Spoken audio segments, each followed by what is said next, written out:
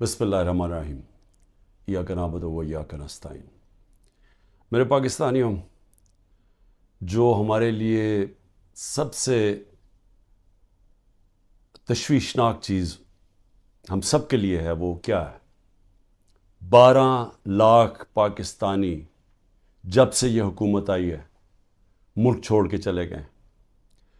لیکن یہ 12 لاکھ پاکستانی کون سے پاکستانی ہیں؟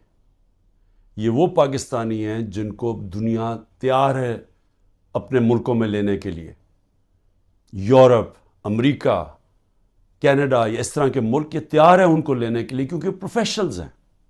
یہ وہ لوگ ہیں جن کی ڈیمانڈ ہے دنیا سے باہر، یہ کہیں بھی جا سکتے ہیں۔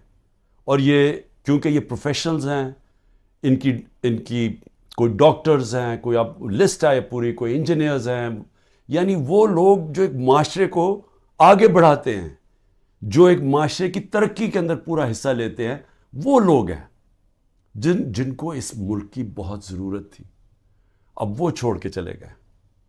12 لاکھ لوگوں کا جانا صرف یہی نہیں کہ یہ وہ لوگ ہیں جن کو آرام سے ویزا بھی مل گیا، ان کو آرام سے ان کو نوکریاں بھی باہر مل گئی۔ یہ وہ لوگ ہیں جو پھر اپنا پیسہ بھی باہر لے کے گئے ہوں گے، کیونکہ خالی ہاتھ تو نہیں جانا تھا، تو انہوں نے پھر یہاں سے روپیوں کو ڈالرز میں کنورٹ کیا اور پھر ڈالرز باہر لے کے گئے۔ تو سوچیں کہ اس کی کتنا نقصان ہوا ہوگا پاکستان کو۔ اب یہ سوچیں کہ یہ کیوں ہو رہا ہے، کیوں لوگ چھوڑ کے جا رہے ہیں۔ وہ لوگ، پھر سے میں کہتا ہوں کہ جو ایک ملک کی ترقی کی بنیاد رکھتے ہیں وہ جا رہے ہیں۔ وہ اس لیے جا رہے ہیں کہ ان کی امید ختم ہو گئی ہے ملک سے۔ یہ امید کیوں ختم ہوئی ہے؟ یہ امید اس لیے ختم ہوئی ہے کہ جو 30 سال سے اس ملک کو تباہی کے اندر جن کا پورا ہاتھ تھا، جو چوری کر کر کے ملک کا پیسہ منی لانڈر کر کے باہر لے کے جا رہے تھے، جن کے اوپر کرپشن کے کیسز کے اوپر کتابیں لکھی ہوئی تھیں، جن کی دنیا کے باہر ان کے اوپر ڈاکیومنٹریز، 2 BBC کی ڈاکیومنٹریز بنی تھی، جن کے اوپر باہر کے اخباروں کے اندر ان کی چوری کا لکھا ہوا تھا، اور کتابیں 3-4 کتابیں ہیں جو لکھی گئیں، جس میں کیپٹلزمز ایکلیز ہیل، ایک ریمنڈ بیکر کی کتاب، اس کے اندر لکھا ہوا ہے کہ ان کے جو پہلے دور میں 90 کی دہائی میں انہوں نے کتنا پیسہ چوری کیا تھا اور ملک سے باہر لے کے گئے تھے۔ تو یہ وہ 2 مافیاز، ان کو اوپر آ کے بٹھا دیا۔ لوگوں نے تھوڑی دیر سوچا کہ چلیں جی ٹھیک ہے، الیکشن آئے گا تو ہم ان کو تب ان کے خلاف کھڑے ہوں گے۔ پھر جب انہوں نے دیکھا کہ پولیٹیکل انجینئرنگ ہو رہی ہے یہاں، اور جو ملک کی اسٹیبلشمنٹ ان کے ساتھ کھڑی ہو گئی ہے، اصل مایوسی تب ہوئی ہے کہ وہ لوگ جو یہ سمجھتے تھے کہ اس ملک کی اسٹیبلشمنٹ چلے جیسی بھی ہے، اس نے غلطیاں کی ہوگی، مارشل لا لگے ہوں گے، لیکن وہ ملک کا سوچتی ہے، کیونکہ ان کا جینا مرنا پاکستان میں، ان کے انٹرسٹ پاکستان میں۔ تو جب وہ ان لوگوں کے ساتھ کھڑی ہو گئی اور پولیٹیکل انجینئرنگ شروع کر دی ان لوگوں کو پھر سے جتانے کی، اور مایوسی تب چھائی، نا امیدی اور مایوسی کب چھائی کہ جب انہوں نے تماشا دیکھا کہ جو ملک کی سب سے بڑی پارٹی ہے، 70% سے زیادہ جس کی ایکسیپٹیبلٹی آج پاکستان میں ہے، ساری سرویز کہہ رہی ہیں کہ یہ پارٹی جیتے گی اور قوم اس کے ساتھ کھڑی ہے، 37 میں سے 30 بائی الیکشن یہ جیت جاتی ہے پارٹی، اس کے باوجود کہ اسٹیبلشمنٹ ان کے ساتھ کھڑی ہوتی ہے، اس کے باوجود عوام بتا دیتی ہے کہ وہ کیا چاہتی ہے۔ جب وہ دیکھتے ہیں کہ اس پارٹی کو کرش کرنے کی کوشش کی جا رہی ہے، اس کے اوپر ہر حربہ استعمال کیا جا رہا ہے، پورا 9 مئی کا ڈرامہ جو انشاءاللہ مجھے کبھی بھی موقع ملا میں ثابت کروں گا کہ وہ سارا ڈرامہ کیا گیا تھا PTI کو کرش کرنے کا۔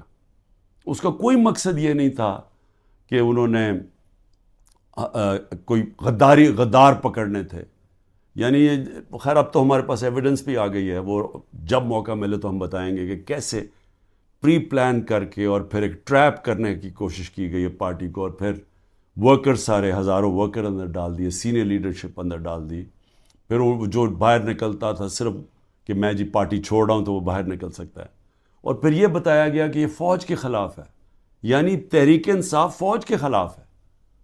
کون اپنی فوج کے خلاف ہوگا؟ اچھا، اور کون اپنی فوج کے اوپر حملہ کرے گا؟ کوئی جیت سکتا ہے اپنی فوج کے اوپر حملہ کر کے؟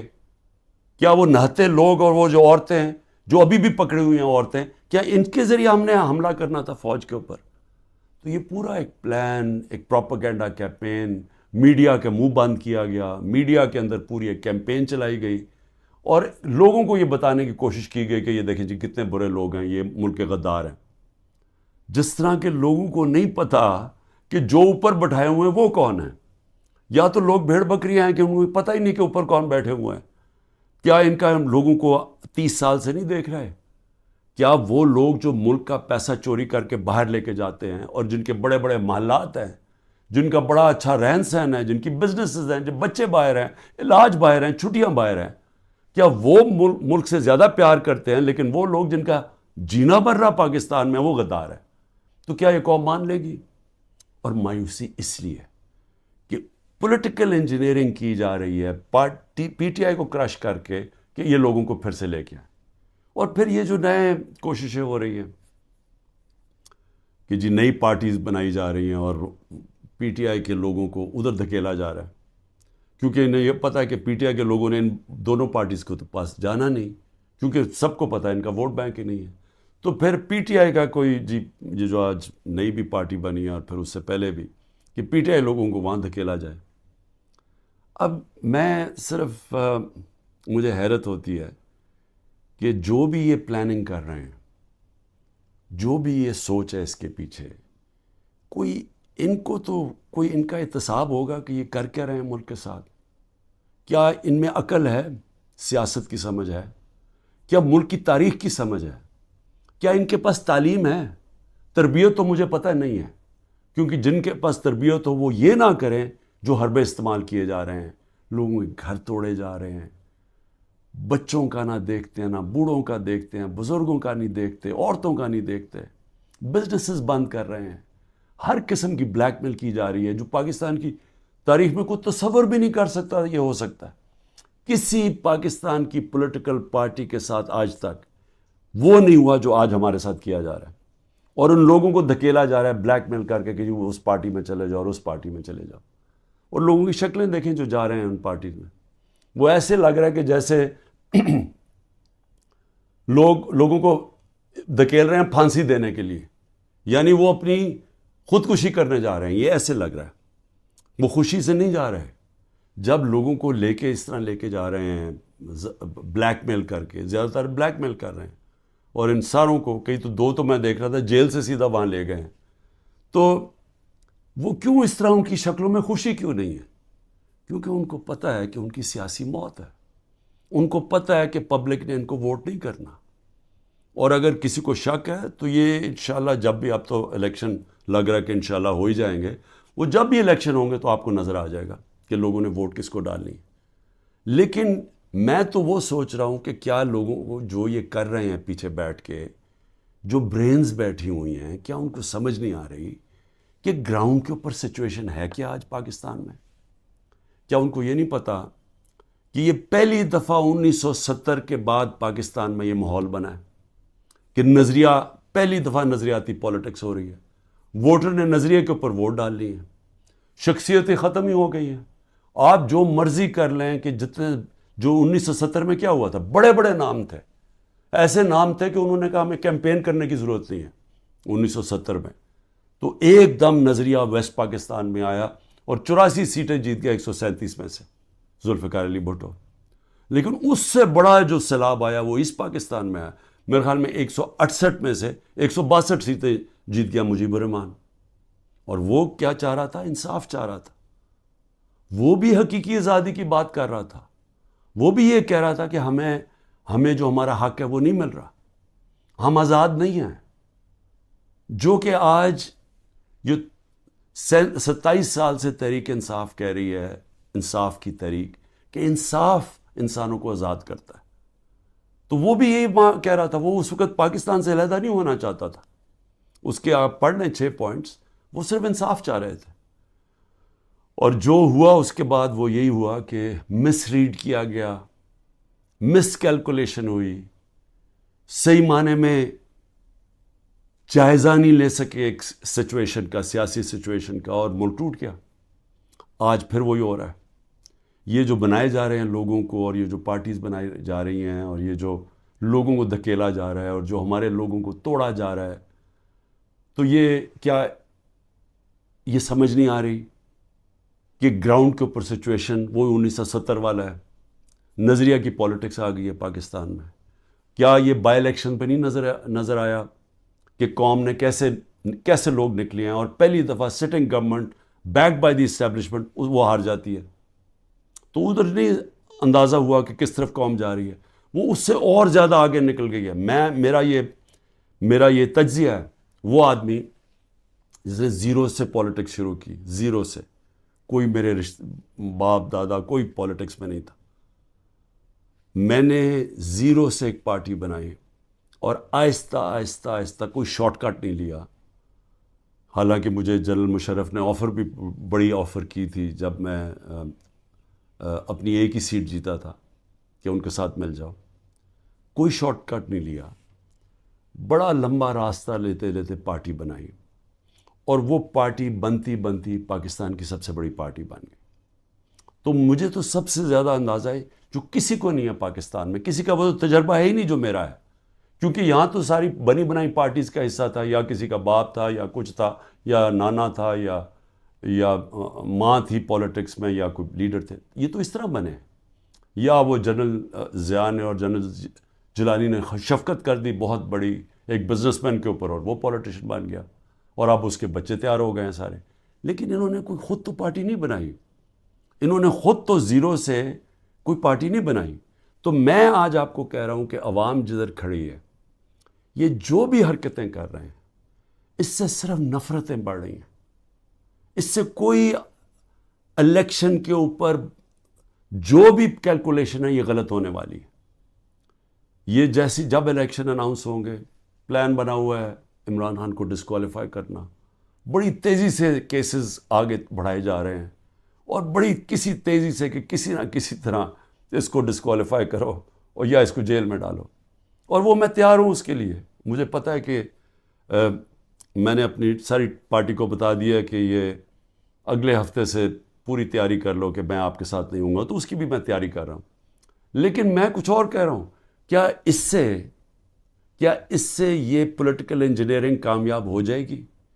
میرے خیال میں اتنا زیادہ دھاندلی کرنی پڑے گی کہ سارا الیکشن کا پروسیس ہی ختم، ڈسکریڈٹ ہو جائے گا.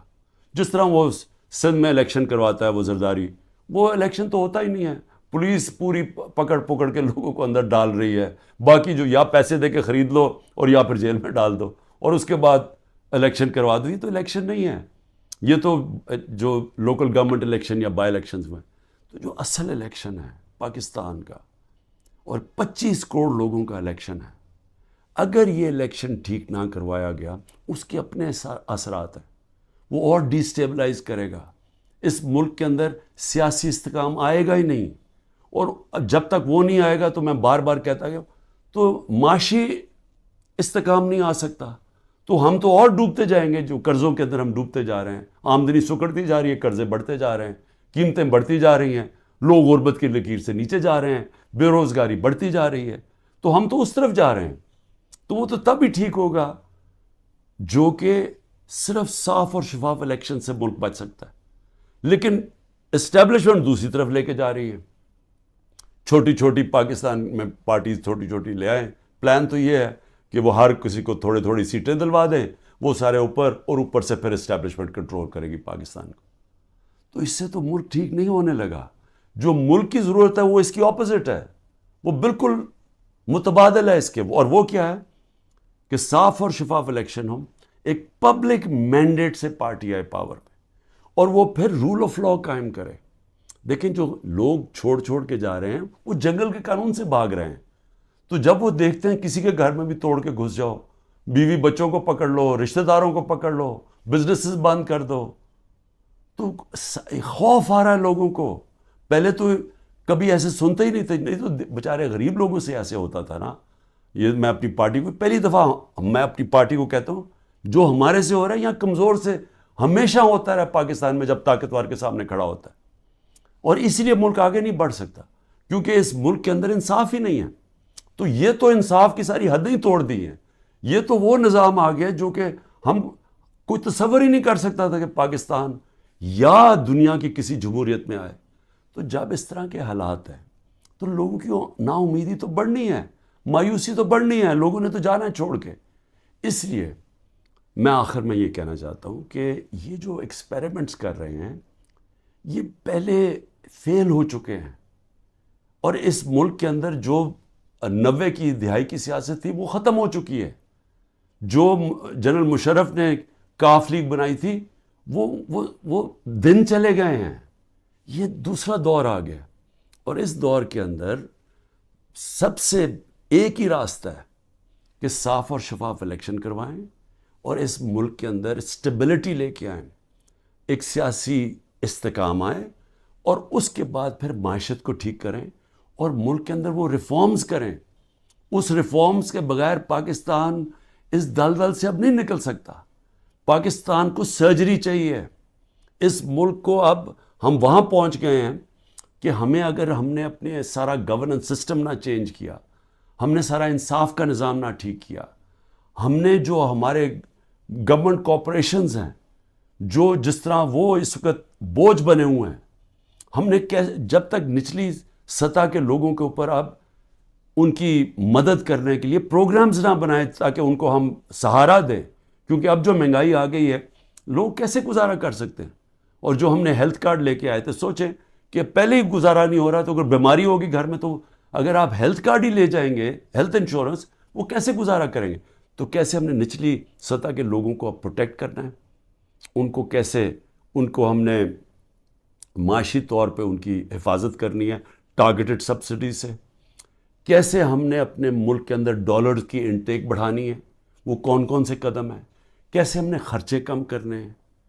کیسے ہم نے اپنا گورننس سسٹم ایسا کرنا ہے کہ باہر سے انویسٹر پاکستان آ سکیں.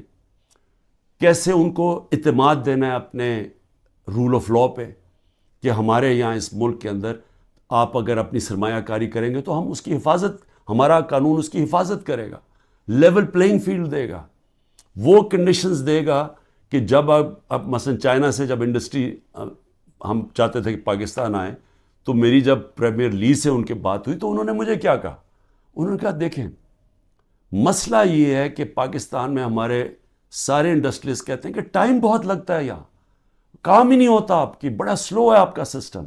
جبکہ وہ ویتنام جاتے ہیں, اور وہ بنگلہ دیش کی بھی بات کر رہا تھا کہ وہاں بڑی جلدی ان کا کام ہو جاتا ہے انویسٹر کے لیے. تو ایک انویسٹر کے پاس ٹائم نہیں ہوتا. تو یہ ہمیں ساری اصلاحات کرنی پڑیں گی, اور اس کے لیے سب سے بڑی ضرورت ہے کہ صاف اور شفاف الیکشن سے ایک مضبوط, ایک سٹیبل حکومت آئے. سٹیبلٹی اب صرف ایک طرح ہی آئے گی, صاف اور شفاف الیکشن, اور یہ پولیٹیکل انجینئرنگ کو مسترد کیا جائے. پاکستان زندہ باد.